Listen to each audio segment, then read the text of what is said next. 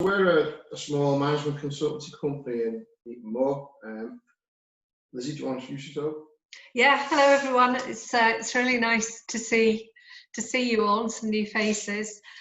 So I'm Lizzie, and I'm in the same room as Ian. We're married, we're a couple, and we're both people who worked in the NHS for a long time, and along the way got made redundant. And also along the way met each other at work, incidentally. And actually 3 years ago, we both took the decision to go freelance, so that we could have a different life, really, with, it's a different way of living when you work for yourself. Not all of it easy, but we both worked in very sort of busy NHS public sector jobs. So my background is mainly NHS, although I've worked freelance for nearly 7 years in total, and a lot of my work has been in developing services and developing organisations, have a particular interest in health inequality and in improvement. So that's a bit about me. Okay, so I was the director in the NHS for 21 years, and my interests are around inclusion, equality, diversity, and strategy as well. But for today, we wanted just to share our insights with you, what we've picked up along the way. Because over the last couple of years, particularly, we've worked with a lot of charities across Greater Manchester and the North West. We wanted to try and support our local charities, community groups and voluntary sector as well in the Heatons and the Stockport area. So the context for today's conversation, it is that a conversation. It's going to be interactive. It's not going to be people talking to people. Is around an informal conversation, really, just our insights. There's nothing legal, there's nothing prescriptive around this. So please, whatever you do, don't take this as being a legal conversation that we've got every checklist ticked off, etc. It's much more just sharing our experience and our insights about what we've done, particularly in the last 3 years. We do a lot of varied work, and we'll cover that, but what we want to try and get into is about a half-hour conversation about some of our insights. So you know who we are. It'd be really nice to know who you are. So Lizzie, do you want to take over? Yeah, I thought that what we could do, I'm sure many of you will have been on a few of these things where we need to have a bit of structure about how we manage it. So it would be great to go round, and what I'll do is I'll ask you one by one. I've got a list of everybody I think who's here, and then if you can come off mute. And I reckon we've got about a minute each, which is longer than you think, to just tell us who you are, where you're from, a bit about that history of you and your organisation, and why you wanted to come today, what brought you to the session. So I'm going to ask Sue to start, please. Hi, I manage a local charity called Stockport Car Scheme that's funded by Stockport Council and the CCG. It's been going since 1986, but it was constituted in 2002. Before lockdown, we were doing with volunteer drivers about 200 drives a day. So it's a busy little scheme, but we're obviously it's not at that level at the moment, but we have adapted in order to justify the funding by doing prescriptions and food bank deliveries and still taking people and various things, and lots of welfare calls. But the reason I'm here today is the governance part and the policy part, because even though we've been constituted since 2002, there's issues with the constitution that predate me that I thought might come up or might be able to ask questions of, because my management committee don't have a lot of knowledge in governance side, and I'm trying to work my way through it of where I can get the information from. So this, when I saw the governance on here, I thought, well, this is a good start. So that's why I'm here. That makes a lot of sense. Thank you, Sue. And then Susie. Hi there. I live in Edgeley, and I coordinate a very small unincorporated community group called Grow Edgeley, which we formed last August just to develop a little, it's a 40 square metre flower bed around a car park on Grenville Street that was just completely neglected, and a group of us wanted to plant it up. Subsequently, there was so much community support, it was just brilliant. And we thought, okay, let's see where we can take this. So we've been not really able to get together and do much, obviously, for the last few months, but on Zoom chats we've been talking about the governance side of things. So we started out with the constitution and decent policies, but there's a little bit of nervousness about have we covered everything that we ought to have covered, to the extent that we need to. At our size, it's a kind of a fine balance between covering everything and also not being too kind of over engineered about it all at such a small level. So yes, when this popped up, I thought, brilliant, this should be some people who know what they're talking about. We can make lots of notes. Great, thank you. I think, and the other thing that just popped into my head then is collectively, so not just us, but collectively, there's a lot of knowledge and experience here. So something we need to draw on. Rachel Lewis. Hi, Rachel. Hi. Yeah, so I run Plastic Shed. We're a social enterprise, and I set that up at the beginning of last year.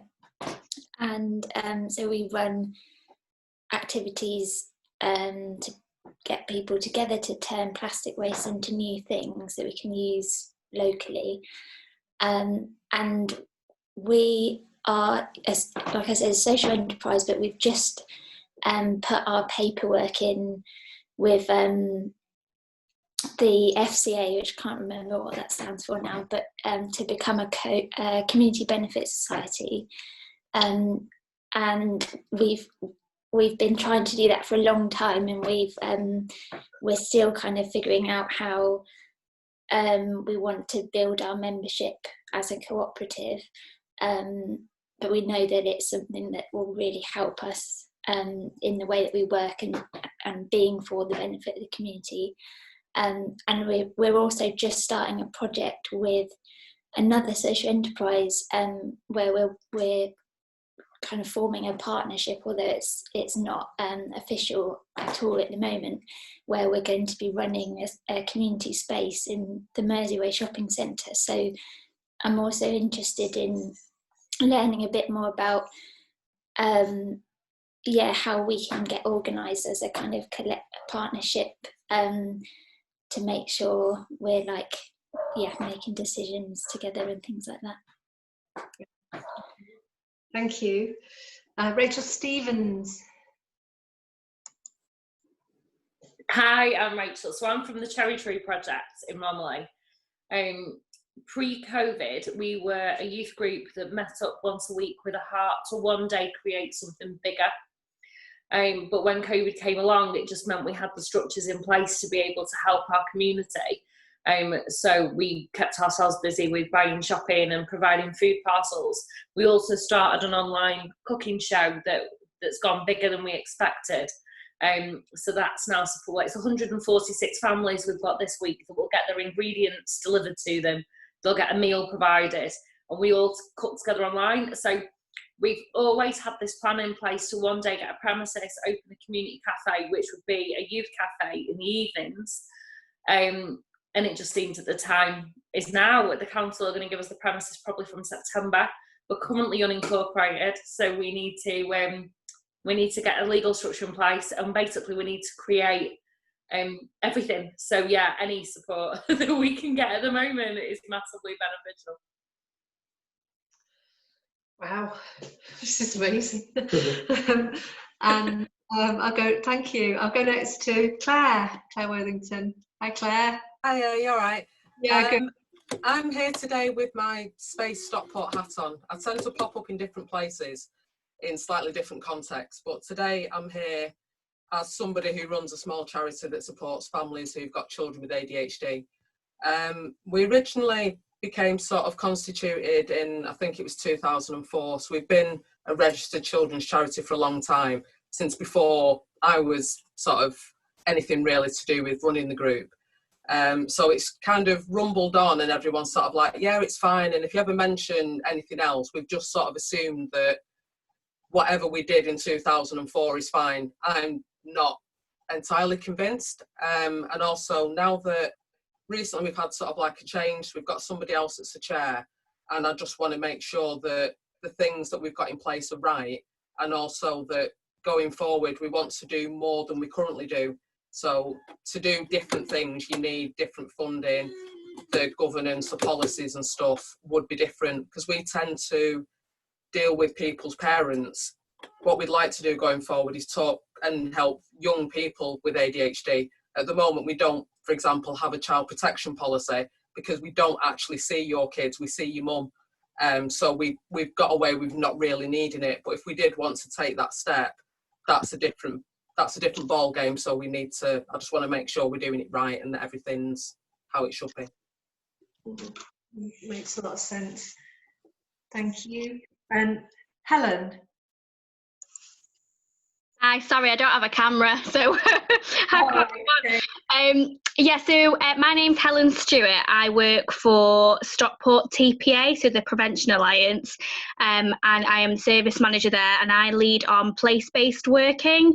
So I lead a team of community connectors who work out in the community to support people to connect to the community, but also to support community groups with funding, supporting with structural issues, things like that. So I wanted to come along today because I thought it would be good to give me a good insight with what's going on in the local community, and I can feed back to the team about different things that's going on and different challenges as well, because at the moment we're looking at contacting groups in Stockport and seeing what their worries are and what their barriers are to sort of reopening and getting back up and running again. So so I'm looking forward to seeing what comes out of this session.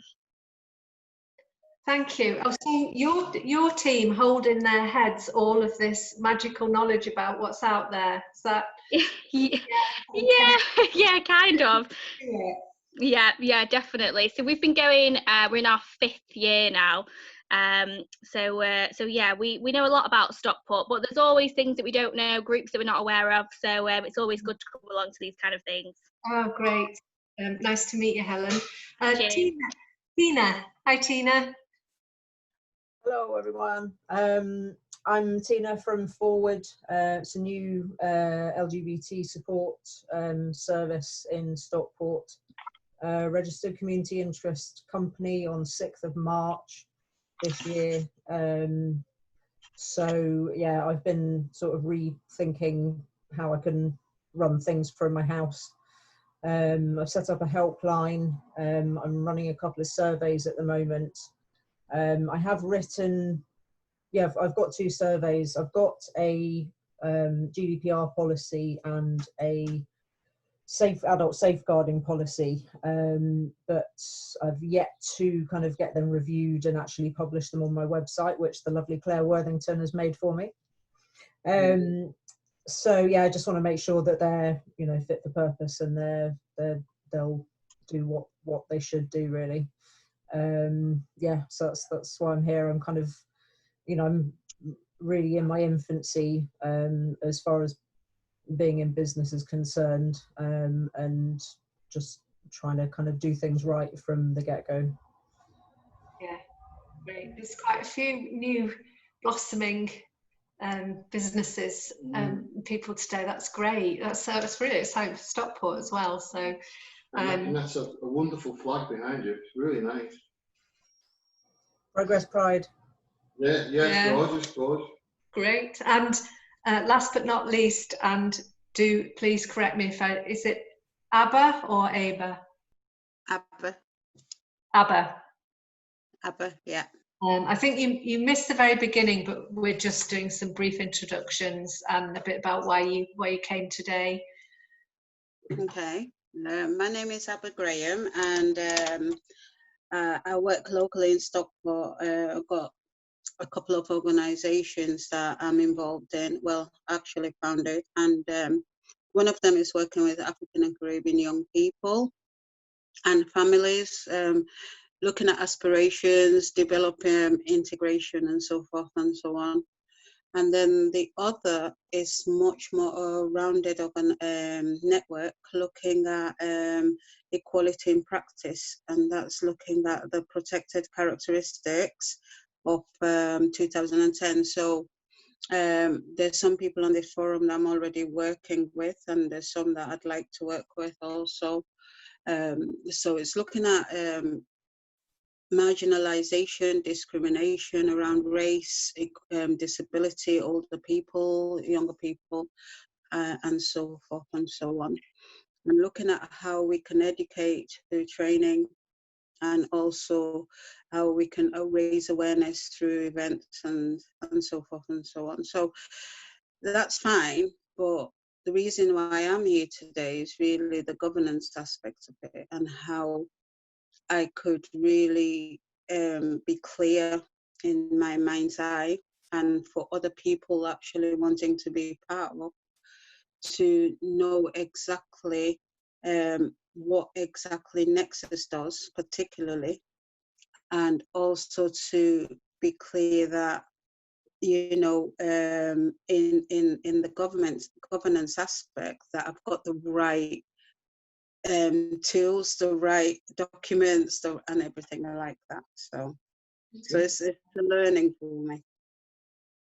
Great. Okay, I think we've got everybody.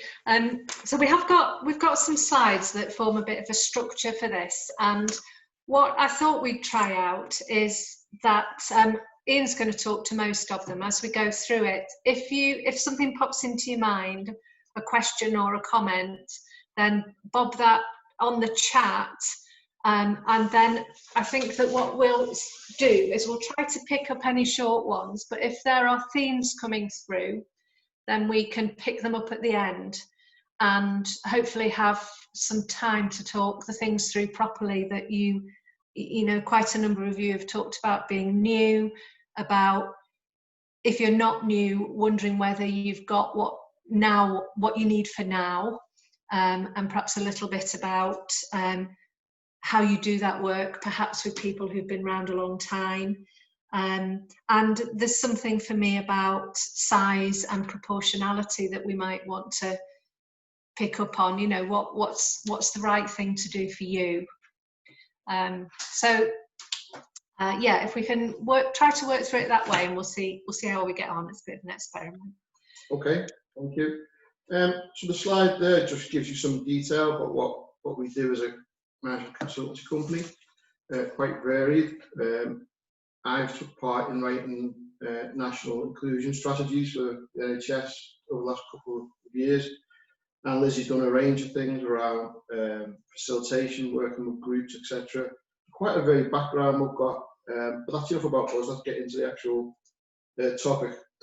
So from a context point of view, there's obviously probably unprecedented amount of stuff going on. We've got the obvious COVID-19, and that's appearing to be something that's going to be virtually permanent now. So there's notions of second waves, but something like that's going to be a feature in the community for quite a number of years. We've got the Brexit uncertainty still hanging over us as well. We've got the impact of the Black Lives Movement on inclusion, equality and diversity, and we're seeing NHS trusts now advertising non-executive posts to try and make the boards more diverse. That's rippling through public services, and we'll carry on that way. And given all the rest of all of that, there's the anticipated austerity coming back into play around public services, so reduced funding for public services again. And then the ongoing policy of integration across health and social care, the emergence of local care organisations. So in Manchester you've got one, you've got a local care system in Stockport emerging, with primary care, the Mental Health Trust, obviously Stockport Trust and the council. And where does that leave charities and community groups, and what the space is available to them given that change? So that's going to impact upon us all massively as we go forward. And then moving to the word that we started to describe today with, if you had a strap line, it would be governance is not just about filing your accounts on time. Governance and this is a definition taken from the Cambridge Dictionary, the way that organisations or countries are managed at the highest level and the systems for doing this. So that's quite a narrow, almost dry definition. But you've got different forms of governance. There's quite a different, varied number of them. And the one that's probably the most popular is this notion of corporate governance, which is an organisation having systems of rules, practices and processes by which the country is directed and control. And basically, it identifies who makes the decisions where and for what reason and why, and has the accountability behind that. So that's the kind of context I'll be talking from today, but with a bit more interest than that, hopefully. It is a bit dry. So what would I and Lizzie, what would we start to talk about governance being? Well, it's about the very best way you can manage your organisation through proven systematic processes and procedures with the values that underpin that around probity, transparency from a financial point of view, inclusion, big topic, and of course safeguarding, and then taking care of your workforce as well, delivering the very best outcomes. So slightly clumsy as I read that back, but it kind of says, in a good way, you will do the very best you can do with your organisation. And people might be used to this type of model around corporate governance, which is in the middle is a bit, the blue bit talks about the corporate bit, with your goals, your vision, your mission, your strategy, your objectives. Around the outside are all the things that people in various ways described, and Lizzie before we introduced yourselves, the legal regulatory framework, hierarchy, who's in charge, making those decisions from a power point of view, how do you monitor and control internally, transparency and accountability, policies and procedures, and your board, your management boards, I think most people seem to have at this point in time. Then, can I just go on. What I was going to say there, if you can go back to that slide, yeah, is another way that you might think about governance is, I'm thinking about Grow Edgeley here, is that you might think about your organisation, your business as a garden, and that your garden, if you're in charge of your garden, you've got a vision in mind for what you want your garden to look like. It's, you know, its outputs, its outcomes, or what it's going to look like, what it's going to do. You might have a fence or some kind of boundary around your garden that says this is what's in the garden and this is what isn't. You know, I'm looking after this, but I'm not looking after that. And then in order to make your garden flourish, there'll be certain things that you have in place. So, for example, your plants might be a bit like your staff that you need to give you that, make the organisation. And then you'll have your processes and your rules. So your processes will be that, you know, every spring we dig the soil over and we add something to enrich the soil. It might be that, you know, every week we mow the lawn or we dig out the weeds, and that your organisation needs to be nurtured like a garden, and that that it will vary on how big your garden is and how big you want it to be, you know, what goes into it. So if you think about the difference between a beautiful plot of land and the potential for that, or the garden of the Bridgewater garden that's going in at Worsley, they're very different things, and they need very different structures, boundaries and processes to go around it. And so that model, to me, in my mind, is a bit like what are all the component parts that go towards making the organisation nurtured in the right way. Yeah. Makes sense, yeah. An example from my point of view around the red circle policies and procedures is I did some work recently with what I'd call a medium-sized charity in Greater Manchester, who asked me to support them write the tender, and I asked them where the tender policy was, how they wrote tenders, and they said they approached each one and just wrote them from scratch, which kind of surprised me because it was got a decent sized turnover, which then led to me a conversation about standardising how they write tenders to make sure they get the same quality for every tender they write. And that work's just currently ongoing with that charity. But that's a good example. Most tenders you want to apply for, I think 20% of the information is going to be the same. Right. Some noise in the background. It's all right. It's Abba. She's on mute now. All right. Okay. So my point is this point about being the very best organisation you can be by having it all standardised. It's like you're not having to repeat what you do all the time. Every time you want to do something like a tender, for example. But we'll carry on. Any questions coming up now? Nope, we're okay at the moment. Good. So good governance involves basically everybody. So it's not the person who's in charge of governance. It's not their job. It's all our jobs. And the people are there. And I'm glad I put founder into that, because I know a lot of organisations are very small and it's often the founder, a friend or a partner or whatever. So it's including the whole lot, including your supply chain, people who work with any partners as well. Lizzie, do you want to talk through this? Well, so when I was thinking about that notion of your whole, the whole organisation, I think that it starts with a process of what are we about and what are we for, and it works from there. So once you're clear about your purpose, what you're doing and why you do it, things fall out from that. And you know, for me, particularly with community, voluntary sector, social businesses, faith sector, they are really strong on purpose, and very often it's a moral purpose. It's something that people really believe, and they have really strong values around it.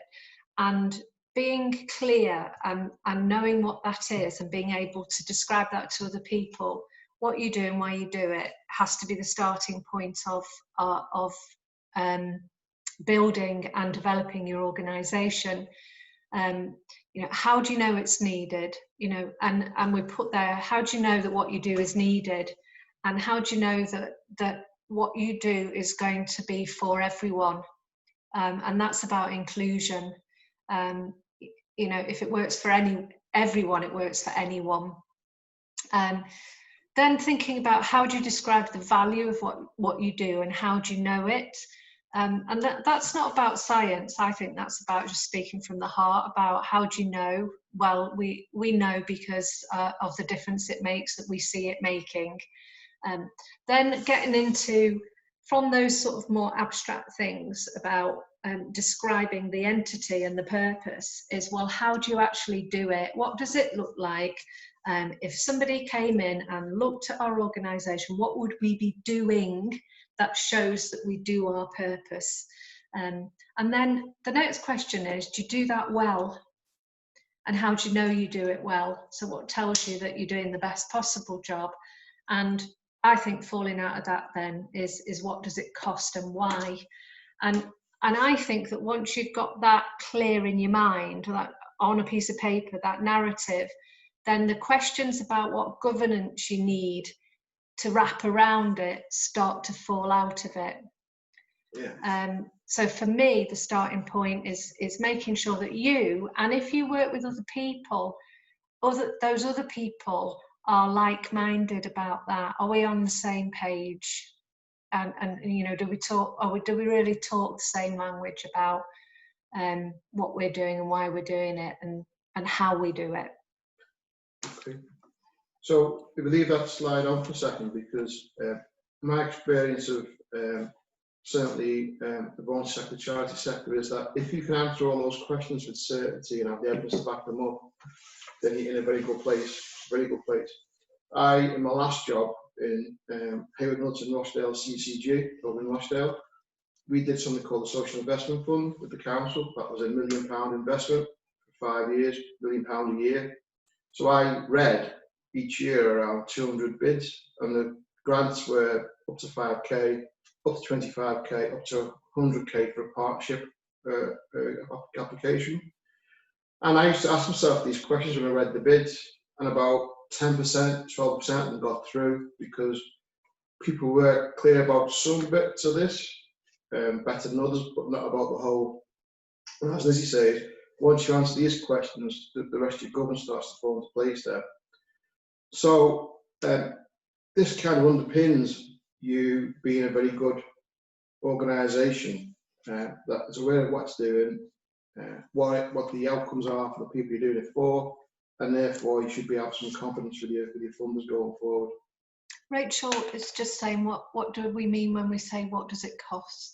So that is, if I want to take a bunch of young people out on a Duke of Edinburgh scheme, outbound course for a week, what would it cost for each young person, including the transport, the accommodation, their food every day? What would it cost? That would be like a unit, if you will. So what would that cost? So it's the total cost of all your activities, including your insurance, your heat, your water costs, your rent, it's everything. So you need to understand what I call the unit cost is for each activity that you provide. Does that answer the question, Rachel?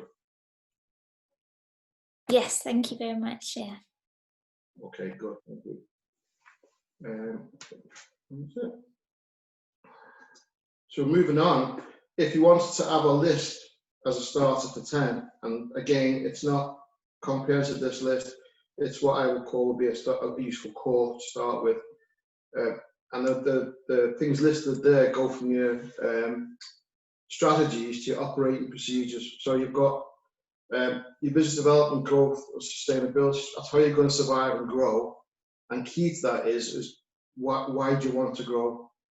A lot of charities in my experience do what I would call chase money, and then go back to the constitution and go, oh, we've drifted away from what we wanted to do originally, and we haven't got the core costs in place because grants and contracts are getting smaller and smaller. So you find a lot of charities have got costs that they're not recouping. And it's like a house of cards, eventually it'll fall because the core isn't funded enough. So there's something about drift within that and being sure of certain what you do and you don't move away from it, and using that old Sir John Harvey Jones mantra, do one thing and do one thing really well, rather than rethinking what you do by doing the drift bit of it. Then you're clear what your service models are, and within that, so for growing edgely is which boxes or which gardens are you growing? It's just the one. Do that one really well. What your performance is? Are you collecting information around your data on your activity? And then have you got a bunch of what we used to call in the NHS standard operating procedures? So you've got a garden that you want to develop. Who's doing the maintenance? Who's cutting it? Who's cleaning it? That type of stuff. That should all be set out, so you're doing it to a certain standard in a certain way, and everyone knows each other's roles within that. What your financial strategy is, where can you invest in when you do get? Is it all going on wages, etc., etc.? How do you control that with a standard operating procedure? I think in Rochdale over 5 years, we lost about £26,000 out of probably 4 or 5 million. And that was because we had somebody who was committing fraud in a small charity. And that passed our due diligence originally, but we learned lessons from that. So it's really important you understand what the roles are for the management committee and whoever's in charge of finance within your staff and team. And that sometimes becomes difficult because some of those people are friends or relatives. So it's really key that that's sorted out as early as possible, really. Then you've got all your workforce, HR, and your staff growth, development, your line management and welfare policies. If you're employing staff, you need to have them set in place immediately. And the ones that I call will get you into jail, the safeguarding, the female genital mutilation, prevent around anti-terrorism, child abuse, mental health, capacity, deprivation, liberty, and vulnerable people policies. And if people are wondering what mental health capacity is, it's having a policy that describes how you accommodate and work with people who haven't got the mental health capacity, like people with Alzheimer's, for example. Deprivation of liberty is a technical term. It's around, are you clear if somebody's being kept in an institution and they haven't given the consent? So people, again, particularly younger people with a learning disability who are violent, sometimes fall into that category around, can you demonstrate that that person's aware and has given consent to be put into that institution? And then general around vulnerable people policies have an M in place as well. Then the other serious ones around incidents that will happen. If you're working with people, things will go wrong at some point. That's what your risk management have an M in place. And how you record them and then report them to your commissioners, because the contract you might have with your commissioners. And then your general data management that supports your performance and your bidding. The question coming in. Are they legal requirements? Yes, certainly from, if you apply for any council or NHS funding, we don't have the ones starting with safeguarding, FGM, all those. Those 2 bullet points there are critical. Every tender we write and support charities with, they ask us for those policies. It doesn't matter where you're applying for funding, TSB, the lottery, anywhere. We'll ask you for that basic list. I'm just wondering, because we've got a range of types of sort of, well, organisations here. Yeah. There's quite a number of them that are working with kind of clients, service users, whatever you want to call them, and we'll have people coming in. Not everybody, but actually most of them, you will be supporting or working with or actually providing a service to people. And so I think that particularly, if you're doing something for somebody, that's where you do need to think, our organisation, first of all, needs to know it's just doing the right things, it's good practice. And secondly, if anything ever happens and somebody external looked at you, it protects you as an organisation that you've thought about this and you've followed something. Yeah. So again, using Grow Edge as an example, if you have children coming to help you in the garden, have you got people who've been DBS checked and you've got child protection policies in place as well? And Abba's saying, starting with all those policies can bring fear. So how can it be expressed in simpler? I mean, it does look like a really daunting, very formal list, doesn't it? Yeah. I mean, if I was setting a charity up myself, probably the minimum 2 or 3 I'd go for is having a handle on how I run a charity.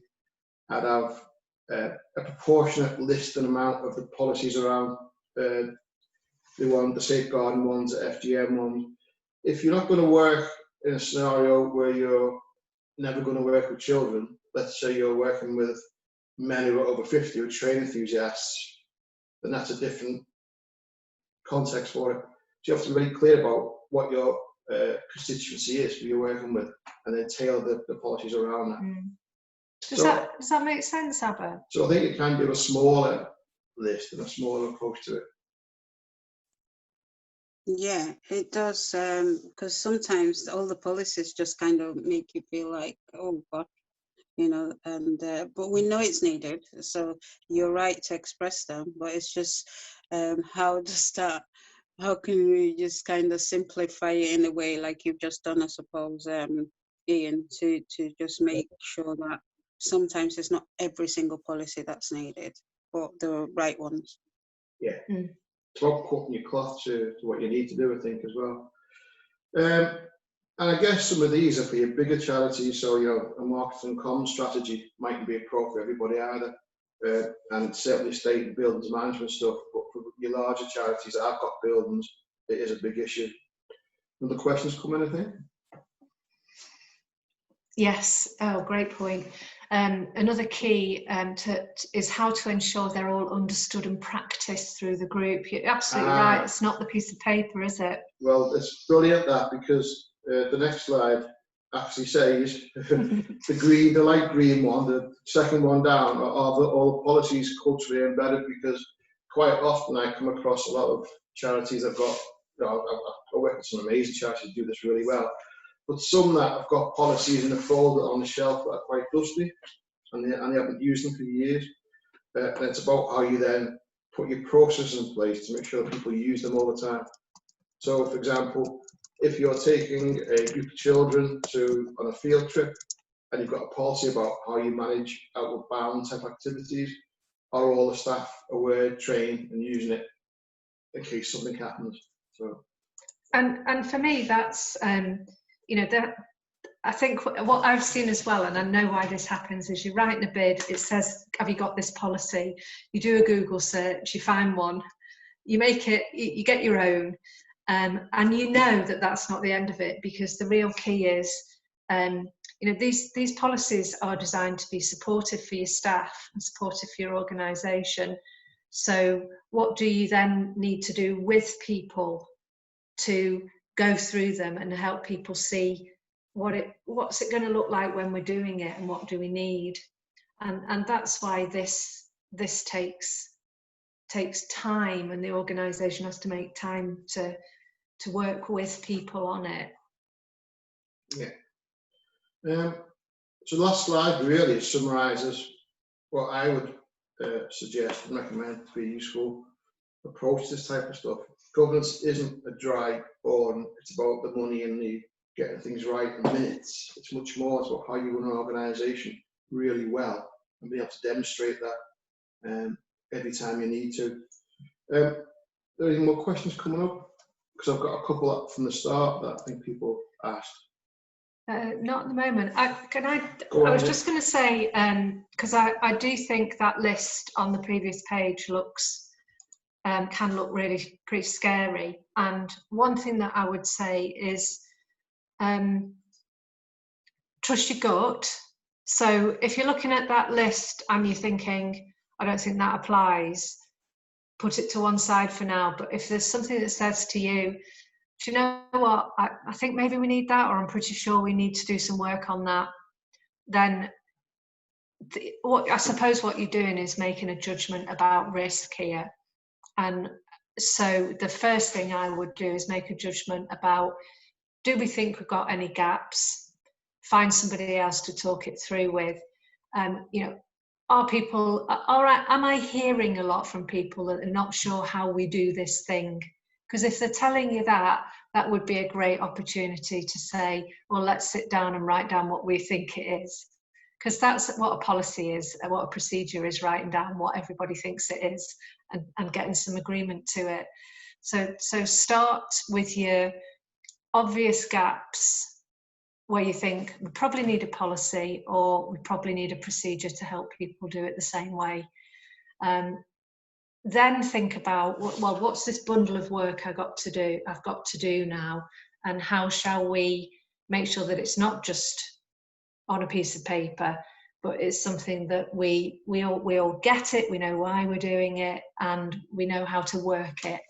And then go for, you know, get yourself a little plan together.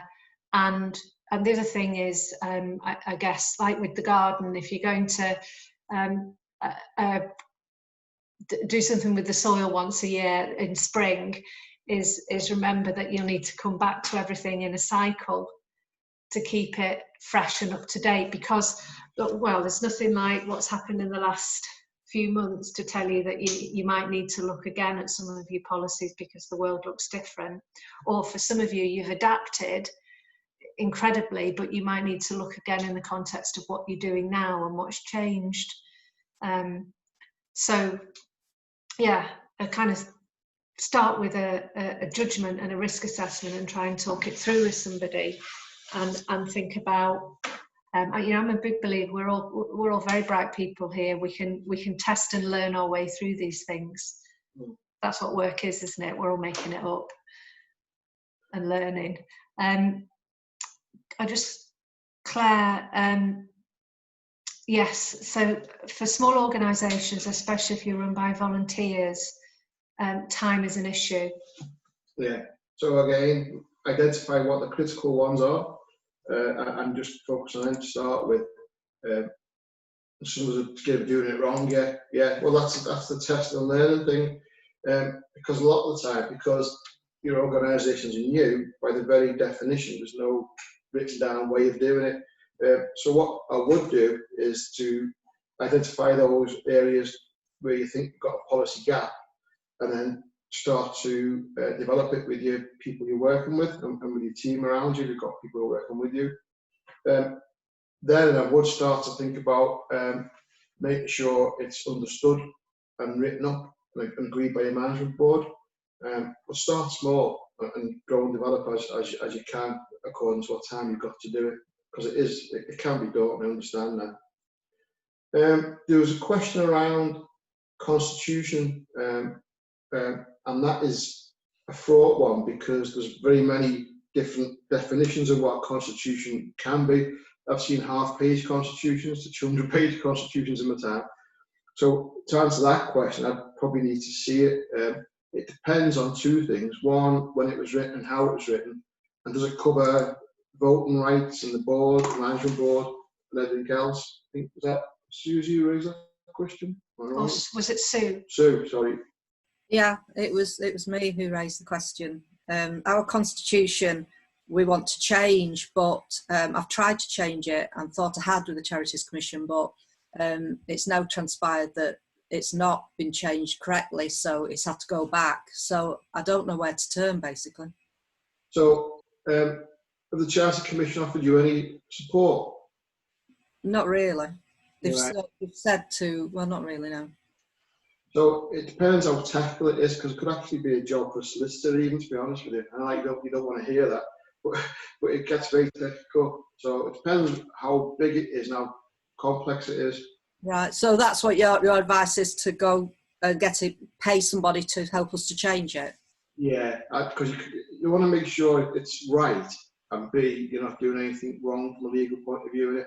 Because the Charity Commission are notorious for the governance in that context.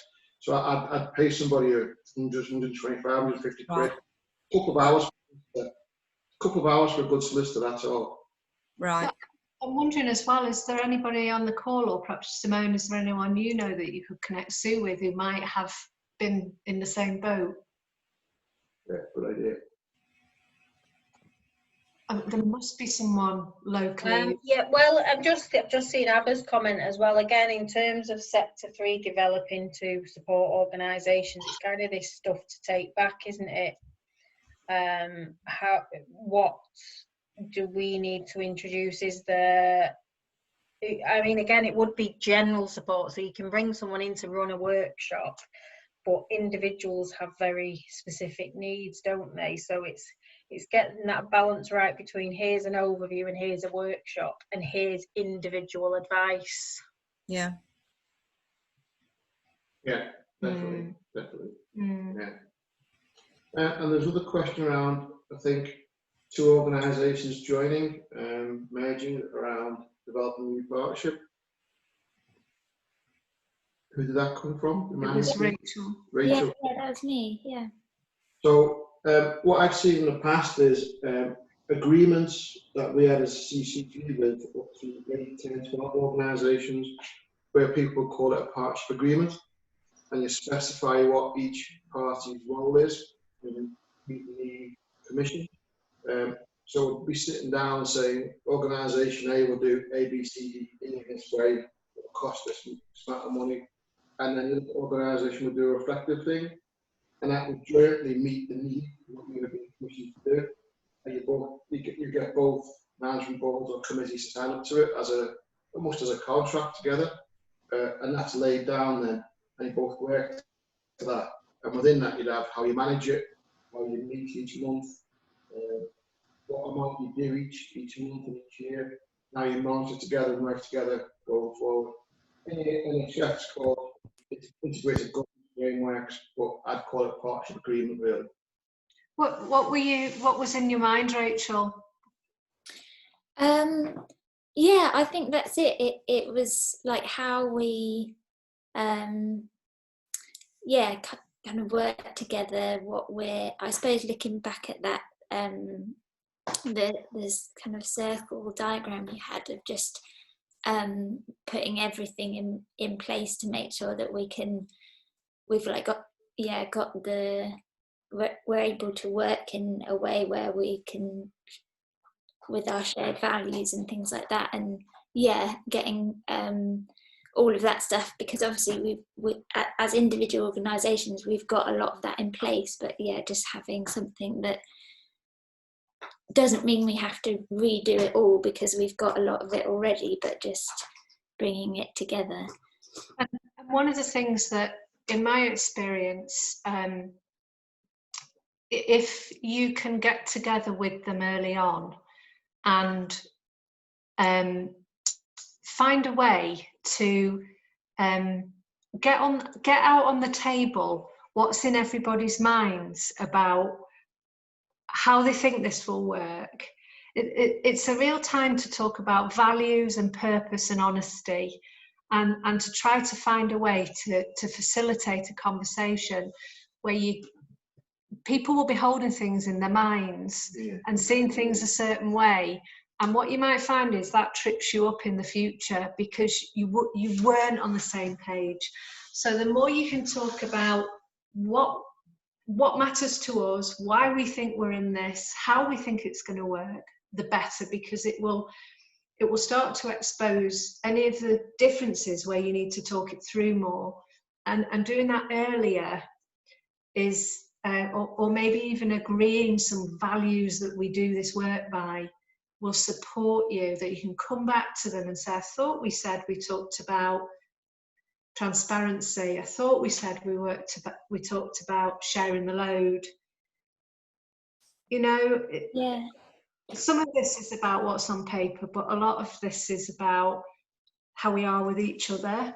Yeah, because I guess for us at the moment, we feel like we're on such a roll with getting with the work we're doing. I think we talked about this earlier, Simone, about how we can just be like doers and just get on with it, and we kind of feel like we've got the same vision. And I guess I do find it hard to be like, no guys, we need to stop and just talk about our values. And I suppose it's maybe just coming up with a way of doing that. Do you think like having someone kind of facilitate those conversations is better, or does it need to be like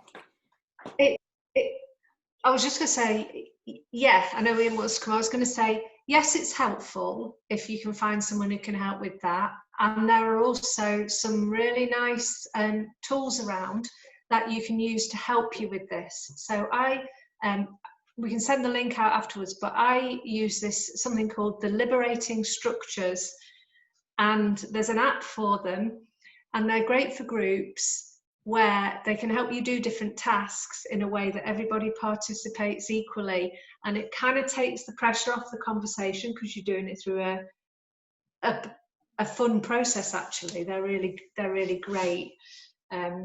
But Ian, you were going to say. I was just going to say that a question to ask Rachel towards the end of the conversation you have with the other organisation is, and what we're not going to do, because that is often kind of pushes the other way, because everyone's saying we'll do all these amazing things, and then somebody sits down and says, well, we can't do it all. So a good question to ask across a partnership is what we're not going to do, and that will force a different type of conversation. But also, just an example of what Lizzie was saying around liberating structures, I chair a school governing body over in North Manchester, and a couple of weeks ago we did something called 1, 2, 4 and all, and that was about how you get a big group of people to give space to everybody, because some people are quite shy and can't speak in group situations. And they did that for the first time. For the first time, I think it's 45 staff who were there. Everybody felt like they got listened to. And what that does, excuse me, is you sit and think for a couple of minutes on your own, then you talk to somebody next to you in a 2, then you do it in a 4, and then it goes to all. And it's all done in 10, 12 minutes, something like that. So it's really good, but there's hundreds of tools in Lizzie's Liberating Structures link just giving you there, the website, so it's really good. Is there any other questions before because we're just gone 4 o'clock, we started slightly late, so there's no problem with time. Well, are there any other questions anybody else has got? I've just got a quick one from some experience of some groups that I've been working with. I suppose Rachel is good because she's at the start of that journey. But what happens, Ian and Liz, when you are so far through a journey and you recognise that expectations of what you wanted and what you should do are now misaligned with each other? And so where do you go when you've not started the governance properly, but you're in that organisation, and how do you bring that back, I suppose? What's your advice? Non-legal, of course. Well, I guess because I often see there was a fishing club that I once funded, who had a group of men who were and their wife and partner, and they were kind of like a horse bolting through a gate. They were so enthusiastic. They raised something like £400,000 in 10, 11 months between them in terms of pulling money into the organisation. I don't know how they did it because they weren't constituted properly. And all of a sudden they came to us and said, aren't we great to do all these things? Can we have some of your social investment funding? And when I asked them for draft indicative accounts and policies, they all looked at each other. They guided me around to the hut they had up in Hollandworth Lake, up in Rochester, it was. And in the end, after 3 months of working with them from a commission point of view, they come back and they got themselves organised, and they've been to see us list to get a constitution agreed, they've gone to the Charity Commission, etc., etc. So my advice would be, if you've got down the road and you worry about that, carve out time and stop and have a think about what the gaps are, because I guarantee you it'll come back to bite you at some point in the future. So it's almost what's probably more important than doing the activity. Give yourself a holiday from that firefighting over a couple of days and sit down and carve the time out and do it, because I guarantee it will come back to you. It's that important. Again, I guess that's what I'm saying, Simone. So. Yeah, thank you. And that the Liberate Structures is the tool I was talking about, 1, 2, 4, and also it's on that website, Yeah. Rachel, already. Susie, you've got a question about group decision making. Do you want to tell us a bit more about what you're thinking? Well, because to date it's been informal in that it's been a group of us sitting around the table or around our related laptops, and we're taking minutes, and we make our accounts publicly available, but we've been talking about what's required in terms of documenting our financial decisions, for instance. We also have a WhatsApp group, which makes it a bit interesting. So we decided that because sometimes we have to make decisions on the fly, for instance, right at the beginning of lockdown, we had some plants already on order that were supposed to go in the beds, and they arrived unexpectedly at our local garden shop, and there was a bit of a kind of, oh, what are we going to do with them, because we're not supposed to be going outside, so what's the best thing to do with them, all that kind of thing. That happened on WhatsApp, so then we made sure that we made notes about it in the minutes, but then some members of the team were talking about, should we have a voting system, should there be majority vote? And to me, who is, as Rachel was saying, I'm absolutely a doer, not so good on remembering rules. Having a voting system for such a small operation started to seem a bit too much, and I don't know how much it's just legally necessary to do it that way for everybody, or if there is some leeway depending on the size of your operation and the other policies that you have in place, if that adds any clarity at all. How many people are you talking about? Well, so we've got 8 of us on, we're calling it the steering group rather than the committee. The roles at the moment keep changing because somebody's moved out and that kind of thing. When we get volunteers, we've got a pool of about 50 volunteers who turn up, but they're not involved in the decision making. They are we send out surveys to find out what people want, and then go on that, and that feeds back in. But stuff like what species of plant shall we buy is more of a sitting around the table discussion with various people who know what they're talking about with gardening, that sort of thing. So it's like a tiny living room operation, but we really want to be doing it right, especially if we grow, as our name suggests we ought to, and spread out across Edgeley and do other things. We want to have all this in place so that we can just step up and do that. Okay, so in my experience, 8 people is there's potential there because what tends to happen is, it's obvious, I'll say it, 2 people fall out, one of them gets spectacularly upset and falls to the commission. I know it's tiny, I know it's got to be proportionate, but there's nothing wrong with you having something written down about how you make decisions, however that is. Because the biggest single thing that where people fail is having nothing to say, well, we did it this way because of this reason. Yeah. So you've got a piece of paper that says, we work like this. At least that person has signed up to it already. So my advice would be to put something in place rather than nothing. However, you know, loose it is, proportionate to your system and your world. Do you hold money on behalf of the business? Yeah, we've got some in the bank account at the moment. Yeah. Well, listen, I'd protect yourself and the rest of your 7 colleagues. Yeah. I mean, is there another way than sort of proportional voting? Because when there's only 8 people, the ratios get a bit strange, if you see what I mean. Yeah, and the other way of doing it is to, we're getting into a bit more detail for everybody else here, but is to start to think about, and I know you're going to recoil when I say this word, so what's your strategy? You know, what your boundaries, how far do you want to go, what species of plant do you buy, blah, blah, blah, blah. And that's another way of constraining that the possibility of managing the risks. So there's different ways of doing it, I think. But I think if I was you, one of the colleagues, the 7 colleagues, I'd have that conversation, real honesty and transparency about, do we need a bit more formality without writing a biblical, you know, constitution or anything? There's something that needs to be on the table that's not now, I think. You see what I mean? And in terms of voting, you get into a really murky, difficult world with that, don't you?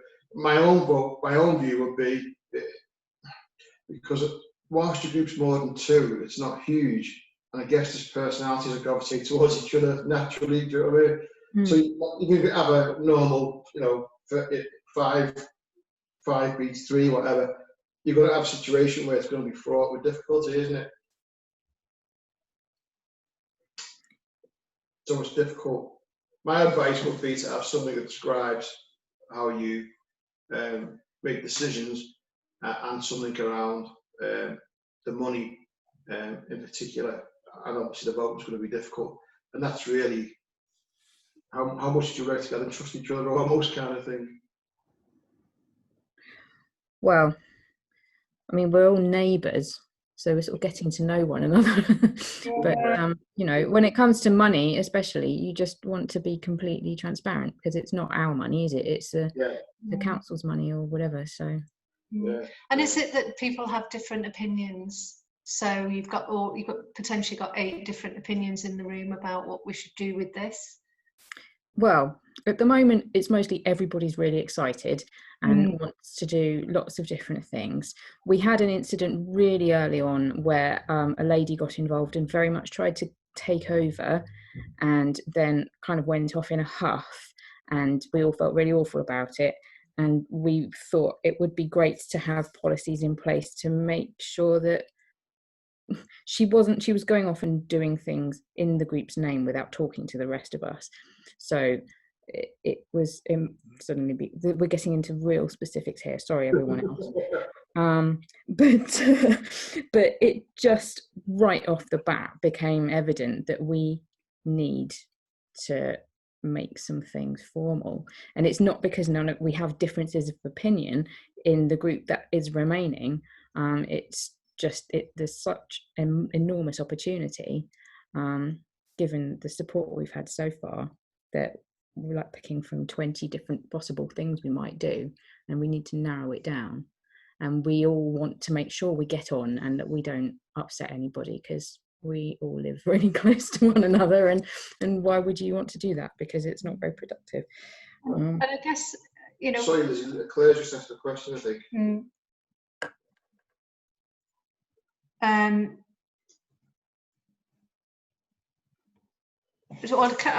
Claire, is your question related to what we're talking about, or is it something different? It was more when she was saying kind of, how do you sort of decide what to do? So because there's only like a few of us, if one of us doesn't come up with an idea, then nothing happens like at all. So because there's three of us, and obviously we care what each other think, because we are friends as well. But if I just waited for something else, because we don't really have a grand plan, a long-term plan in place, and nothing formal that we kind of know what we want to do, but it's all very in everybody's heads. So at the moment, it'll be a case of, right, I've had this idea, and then I kind of, has anyone got any objections? And then if we do, then we sort of do it from there. But we've literally, over the last couple of years, we've just done everything ridiculously in like Facebook Messenger. Everything you know is wrong, we've just got in the habit of doing it. So while we've had like the change of sort of, well, it's not really a change of committee, we've just lost one person, and kind of that wasn't the ideal way of someone leaving the group. But that's how we've ended up doing it. So it's really clear that we need to do things differently, but that was just a general idea of, that's kind of how we've done it, and that's sort of what's worked, depending on sort of personalities that you're working with, really. I think one thing that I would suggest, particularly, to see how this sounds, Susie, is that, so it sounds like you need some agreement between you about how you'll go about deciding things, and that what you might find helpful is that you almost throw it open to what are the different ways that we could do this, so that you get all sorts of ideas from people about, you know, we could vote on it, we could you know, we could have one person who decides, we could have a checklist, and then say, well, then try and get some consensus on which one shall we try out first, and choose one, but have a reflection on it. So it's a learning curve, but try to keep it participative, so that you're not just, it's not just about one person coming up with the answer, it's what are the ways that we could do it? What shall we try? Because what you've got is something very informal, and that's a beautiful thing, and you want to keep it that way, but you need just enough process to know that you are following some steps. Does that make sense? Yes, that sounds like a very sensible way to do it. And I think we kind of threw ourselves into trying to do things formally with an agenda and minutes and things, but perhaps if we have some free form conversation around this, I think that could be really productive. And make sure you use some tools and techniques, because the way you could kind of frame it is to almost have a cup of tea and ask people to join for an hour, and then use liberating structures to have conversations differently. Because what you'll find in my experience is, he who shouts loudest says the most. And you need to be very inclusive in that, because those 8 people will be 8 different personalities. And saying, Claire, that's why you need to be thinking about, and this sounds really daft, but we always say this, the pair of us, think about what you've got to think about. It's almost like, what's your pre-planning exercise to get the right outcomes you want from that type of conversation going forward. But something on a piece of paper is literally better than nothing. Tina, what was your you're asking about other models. What specifically were you asking about? Just right at the beginning, you were talking about different models, and the first one you said was the corporate model, models of governance. All right. So there's you Google that, you'll find there's network governance, there's hierarchical governance, there's all sorts of different ways of governing. There's benign governance, where it's all very collaborative and positive. So that corporate governance is a very technical, hierarchical, formal one that's got a basis in legal documentation. But there's different ways of having, so you can have shared governance, for example, where everyone's responsible in different ways for organisation responsibility. So there's different types and forms of governance. And I guess what we're trying to tell you today is, and talk to you about, is governance isn't just about filing the accounts, it's about anything that you do. Yeah. Yeah. So decide what type of governance is best for you. So for example, we've already heard the example of WhatsApp groups, Facebook groups, but making sure you've got an agenda and minutes in place to be able to demonstrate what your conversations were, and crucially, what the decisions were. That's what's really crucial. I think I'm just mindful of time, so just to note to people, Rachel shared something from Unicorn Grocery about decision making. I'll have a look at that afterwards. That's really helpful. I think there is some really good stuff out there. Certainly, I always think, borrow it, but it's the embedding bit that's the important bit, isn't it? There's one more question. And then Abba, again, what happens when a big organisation uses their power to take over small organisations' work that's deemed to be successful? What did you have in mind, Abba? I'm going to wrap up now anyway, so I hope people have found it useful. We certainly have.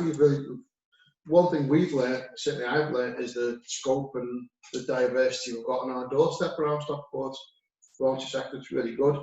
This is just the start of it, Ian. Yeah, this is just the tip.